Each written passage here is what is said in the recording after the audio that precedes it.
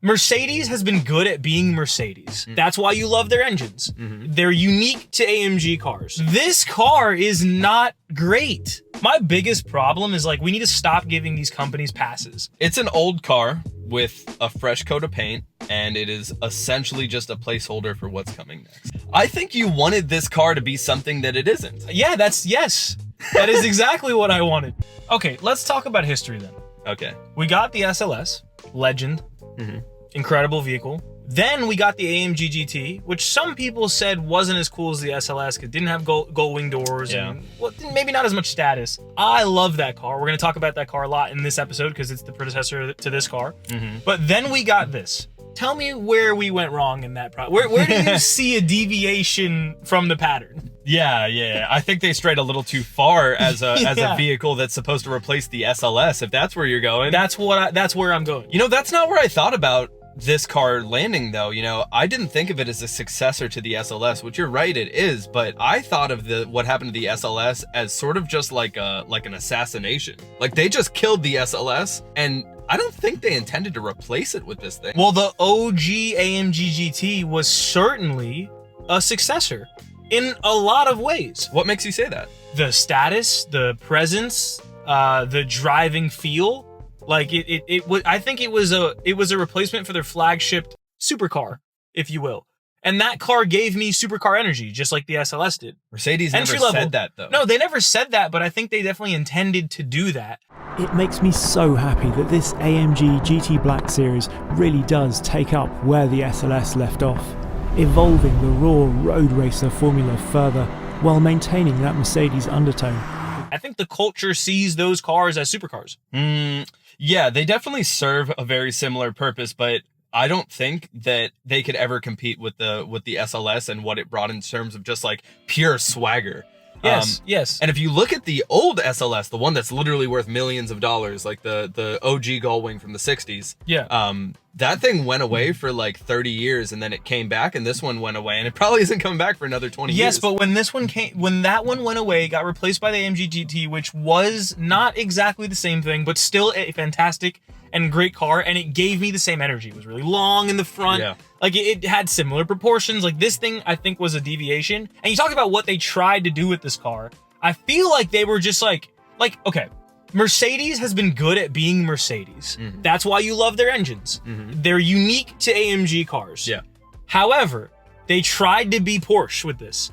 They tried to be a 911 with this, and they did it in a way more expensive package. It starts at $195,000 Canadian, which is less than the SL, and this one is $233,005. Like, how are you going to be a 911 but be worse at it? Well, they got a little excited with the Black Series from the previous AMG GT. They kind of dipped a little too far into the track, had a little too much success, and then all of a sudden thought that they were Porsche. No, but that's fine. That's fine. You can have your $300,000 YSAC GT3, GT2 cars. There's nothing wrong with that. People will buy it. But your base car needs to be good. Yeah. And so how is this car coming in at such an expensive price point, and you're going to try and follow the 911 formula? If you're going to try to be a 911, you can't be packed with luxury, you can't be bloated, you can't be too heavy. If you're going to do that, you might as well be a bona fide AMG car, which like this just kind of strays from that, I feel like. You're right.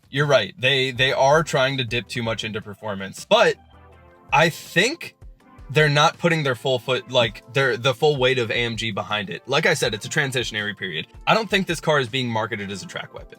I think this car is being marketed as a two-door alternative to the big AMG 63, the big body bean looking thing. Which sucked, which we didn't like, and this is just the two-door version of it. But again, look, it wasn't terrible. I just want to say that. Yeah. I don't want to interrupt you, but like, it didn't do the thing we wanted it to do. Yeah. You have to admit that. Yeah, well, one thing that we drill over and over on this podcast is you have to have exceptional luxury or exceptional performance, and trying to do both gets you a car that nobody wants to buy. That's just the truth of it.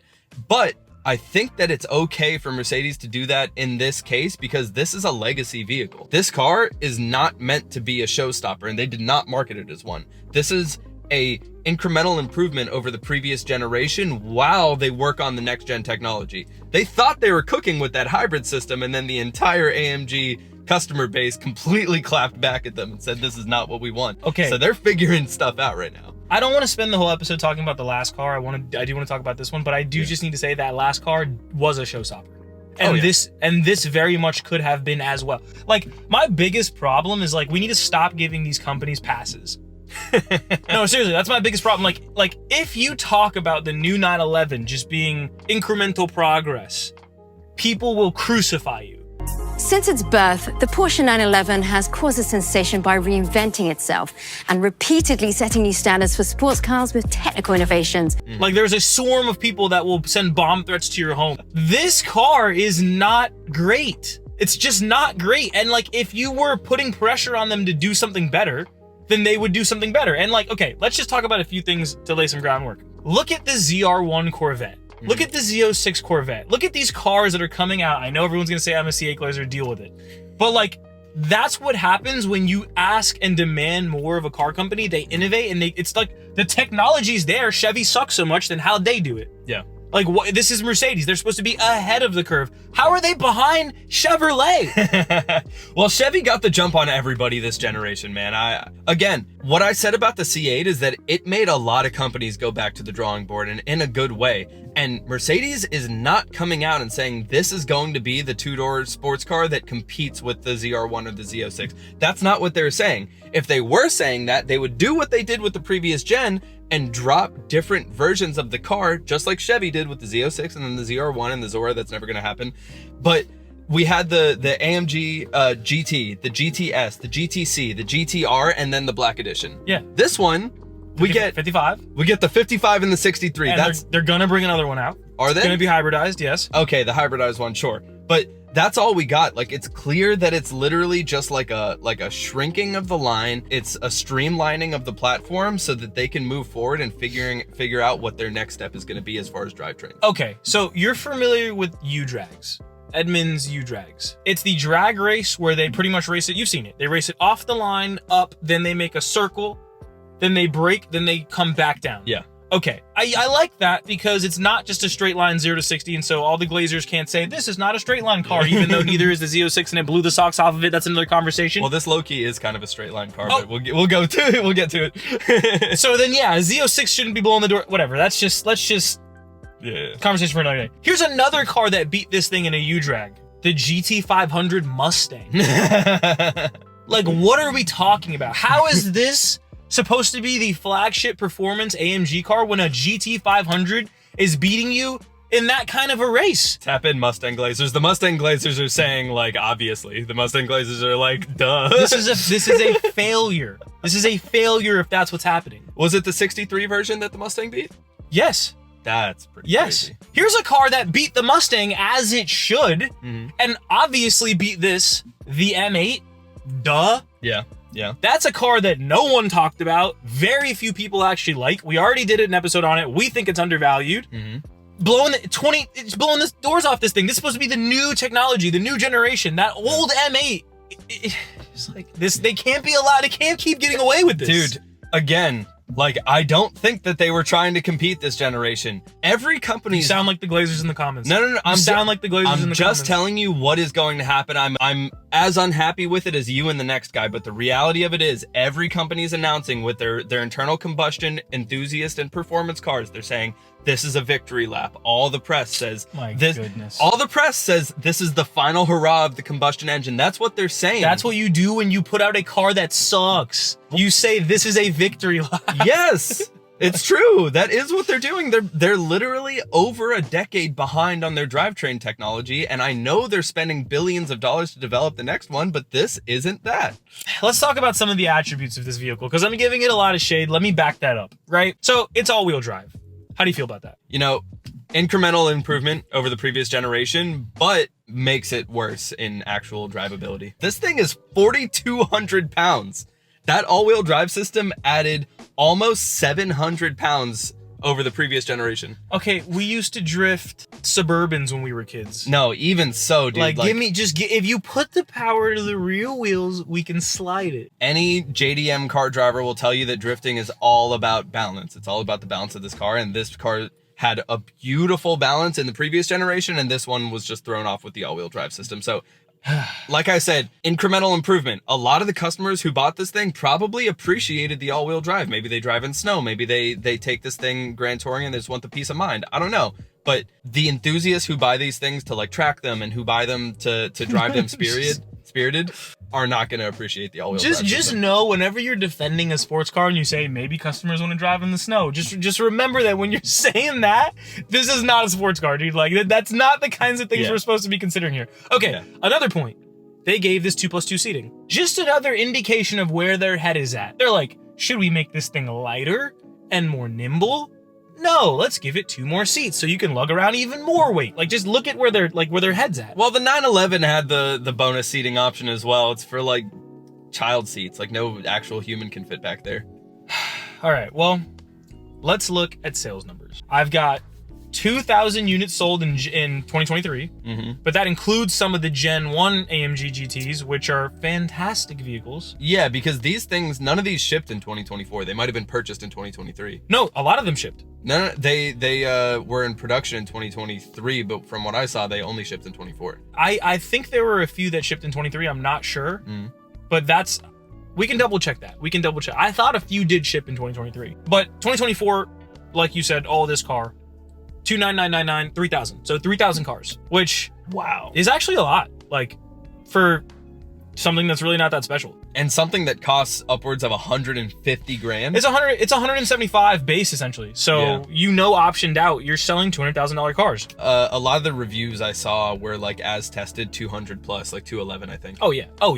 It's 175 base. And it's in a Mercedes. Yeah. So you're gonna need some options on that thing. And a lot of people have 200 grand, not a lot of people, but a lot of like wealthy people have 200 grand to chuck around on a family vehicle that's justifiable. Not a lot of people have 200 grand to chuck around on something that's a toy. Yeah, seriously. The engine we talked about, 4-liter twin turbo V8, 0 to 60, 3.2, 3.1 seconds. I don't really want to talk about that because people say that all I care about is 0 to 60, even though this car should definitely be faster than that.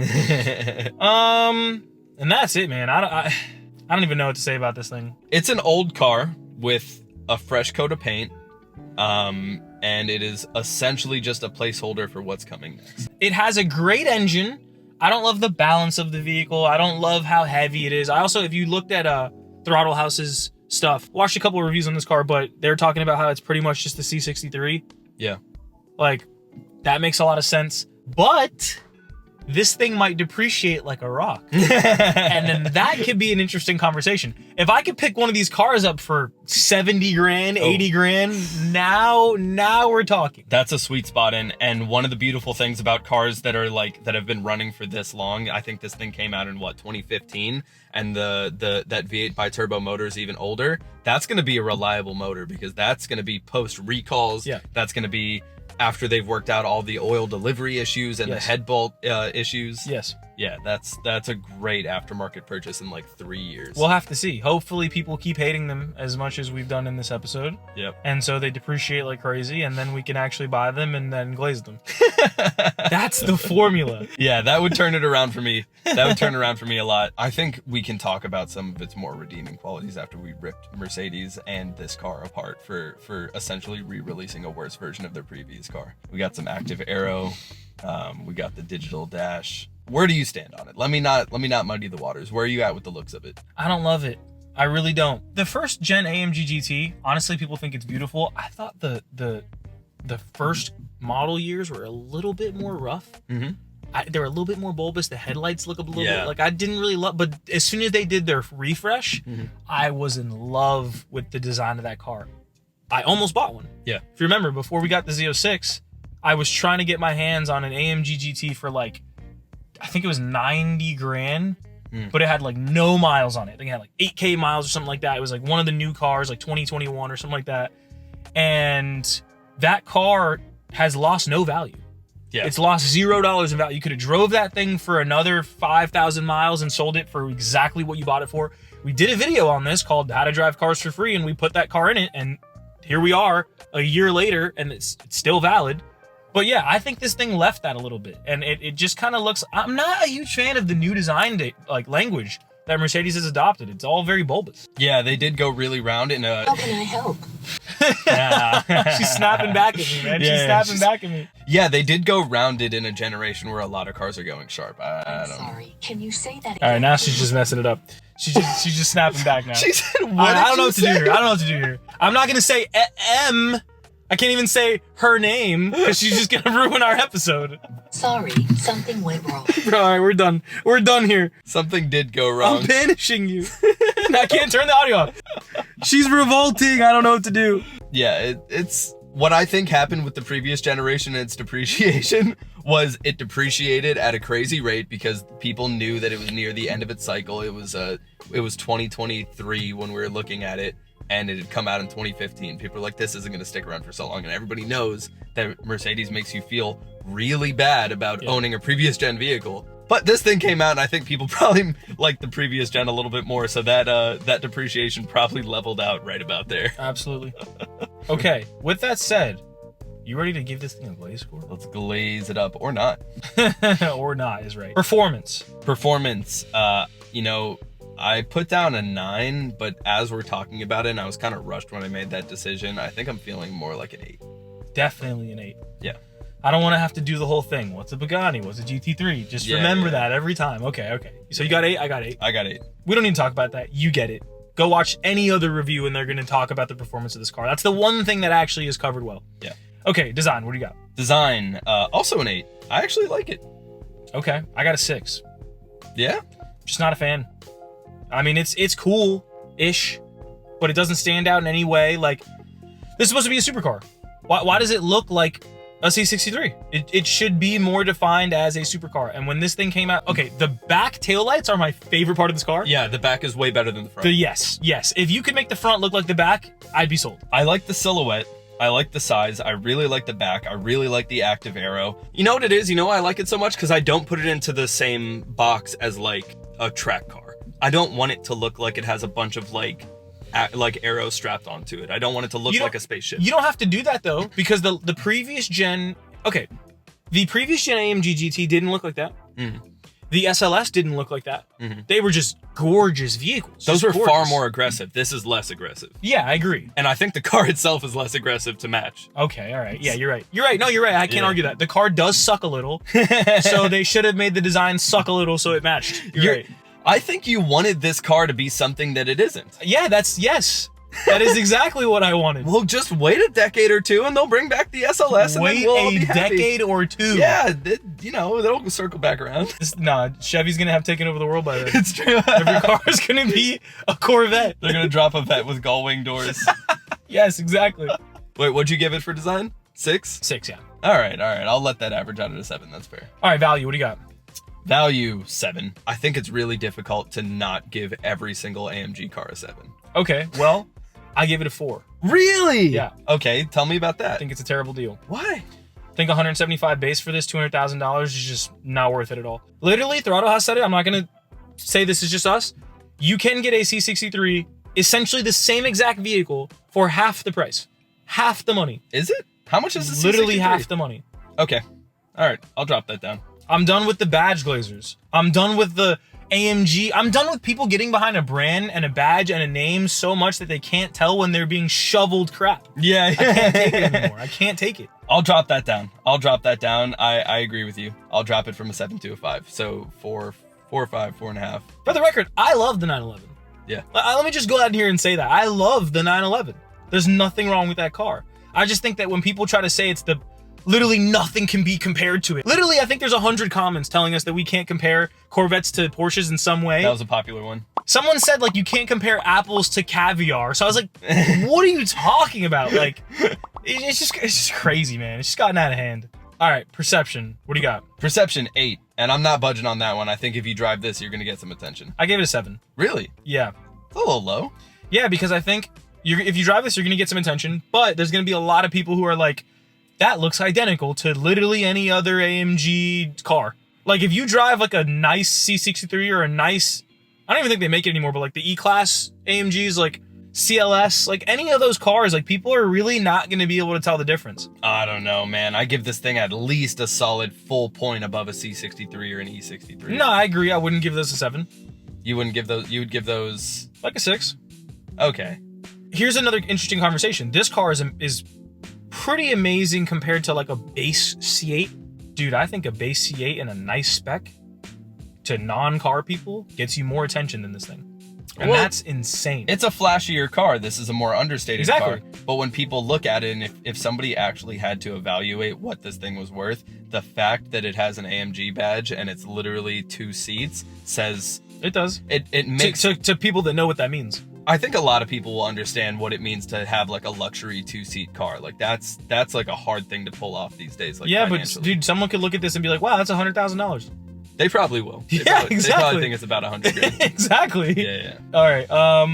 So that's it, man. I mean, I think we sought out to answer the question, like, was this car glazed over? I don't think so. I think it was appropriately not talked about. I don't think it was worth talking about. Yeah. And my only caveat to that, all I'm going to add is that was the intention from the very beginning. Okay. Well, we live in a world where car manufacturers don't want to push the box, push the limits, and they're not trying to sell vehicles. They're just trying to make everyone think that they're...